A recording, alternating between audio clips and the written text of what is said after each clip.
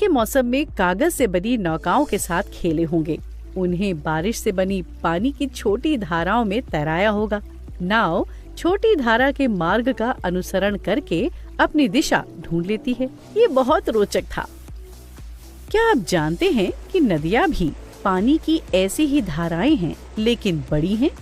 नदियाँ अपने अपने रास्ते तय करती हैं और अपने चारों ओर विभिन्न प्रकार के लुभावने क्षेत्र बनाती हैं।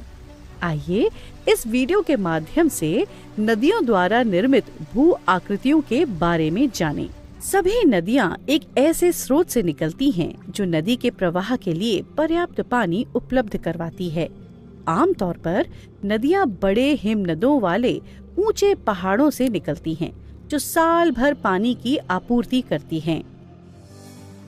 जैसे जैसे पहाड़ से पानी नीचे की ओर बहना शुरू होता है, ये खड़ी ढलान के कारण बड़ी तेज गति से बहता है।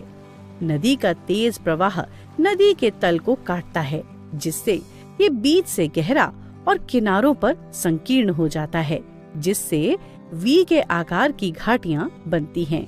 जब नदी किसी ढलान या चट्टान से गिरती है और उसके नीचे की नर्म चट्टान को नष्ट कर देती है, तो ये एक जल प्रपात बनाती है।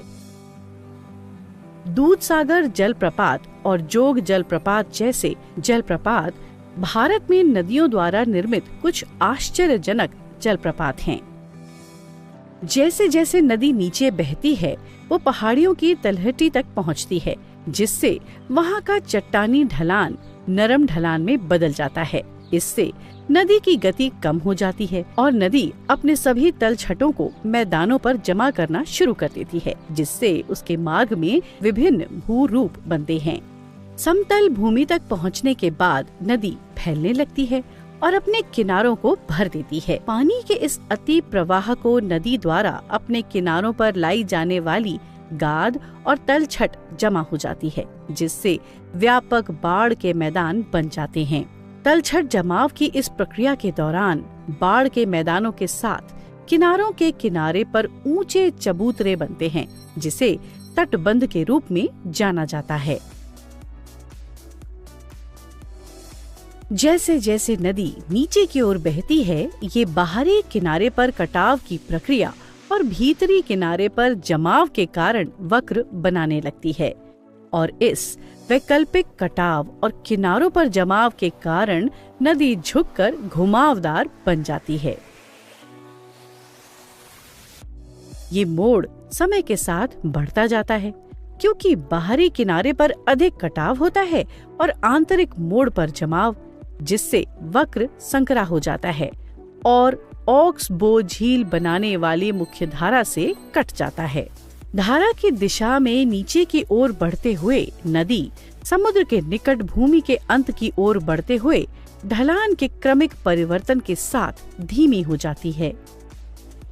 ये नदी को अपने सभी तलछट को अंत के पास जमा करने के लिए मजबूर करता है, जिससे नदी की शाखाएं बाहर निकलते ही त्रिकोणीय आकार की भू आकृतियां बनाती है, जिनको डेल्टा कहा जाता है, क्योंकि ये ग्रीक वर्णमाला डेल्टा की तरह दिखाई देती है।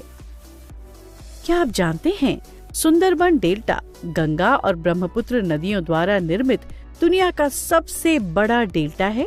नदियाँ पृथ्वी पर हमारे लिए प्रकृति के उपहारों में से एक हैं, जो हमारे रहने वाली भू आकृति को आकार देने में बहुत बड़ी भूमिका निभाती हैं। इसलिए इस ग्रह पर स्थायी जीवन के लिए इस बहुमूल्य संसाधन को परिरक्षित और संरक्षित करना महत्वपूर्ण है। अब जब नदी समुद्र में समा जाती है, तो ये समुद्र द्वारा बनाई गई लहरों और ज्वारों के प्रभाव में वृद्धि करती है।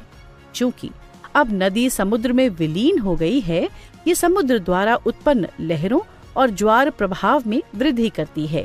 इन समुद्री लहरों में विभिन्न भू आकृतियों का निर्माण करने वाले तटीय क्षेत्रों को नष्ट करने की शक्ति होती है। इसके बारे में अधिक जानने के लिए अगले सत्र में हमसे जुड़ें।